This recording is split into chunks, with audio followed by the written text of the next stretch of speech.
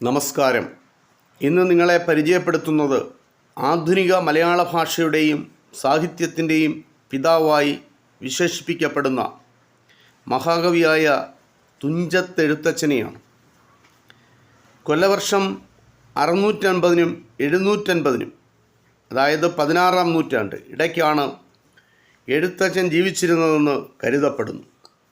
പഴയകാലത്തെ മറ്റു കവികളെ പോലെ തന്നെ എഴുത്തച്ഛനെക്കുറിച്ചും കാര്യമായ രേഖകളൊന്നും ലഭിച്ചിട്ടില്ല.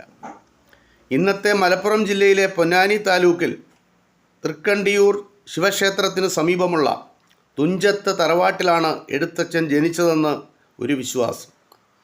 ചക്ക് ആട്ടി എണ്ണയെടുക്കുന്നതായിരുന്നു അത്രേ എഴുത്തച്ഛൻ്റെ കുടുംബത്തിലെ കുലത്തൊഴിൽ. എഴുത്തച്ഛൻ്റെ കൃതികളിൽ ഗവേഷണം നടത്തിയ ചില പണ്ഡിതർ അനേകം ശിഷ്യനുള്ള രാമൻ എന്നയാളാണ് എഴുത്തച്ഛൻ്റെ ഗുരു എന്ന് അഭിപ്രായപ്പെടുന്നുണ്ട്. കൂടാതെ പല ഗുരുക്കന്മാരിൽ നിന്നായി അദ്ദേഹം വിദ്യാഭ്യാസം പൂർത്തിയാക്കിയതായും കരുതപ്പെടുന്നു. എഴുത്തച്ഛൻ്റെ പേരിനെക്കുറിച്ചും വ്യത്യസ്തമായ അഭിപ്രായങ്ങളാണ് നിലവിലുള്ളത്. രാമാനുജൻ, രാമാനന്ദൻ, രാമദാസൻ, രാമൻ എന്നെല്ലാം അദ്ദേഹത്തിൻ്റെ പേരുകളായി പറയപ്പെടുന്നു. പ്രാഥമിക വിദ്യാഭ്യാസം നേടിയ ശേഷം ഗുരുക്കന്മാരിൽ നിന്ന് സംസ്കൃത കാവ്യങ്ങളും നാടകങ്ങളും വേദാന്തം ഉൾപ്പെടെയുള്ള ശാസ്ത്രങ്ങളും അഭ്യസിച്ചു.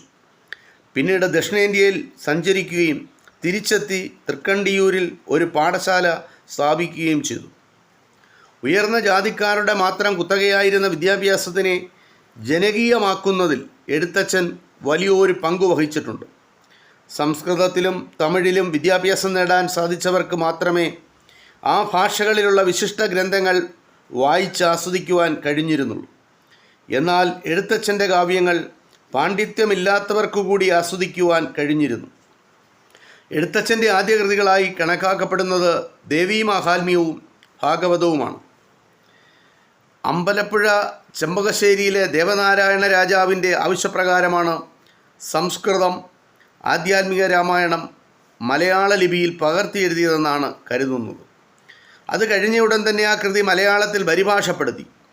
അതാണ് ആധ്യാത്മിക രാമായണം കിളിപ്പാട്ട്. എഴുത്തച്ഛൻ്റെ കാലത്തിന് മുമ്പ് തന്നെ രാമായണം അവലംബിച്ച കൃതികൾ രചിക്കുവാനുള്ള ശ്രമം നടന്നിരുന്നു.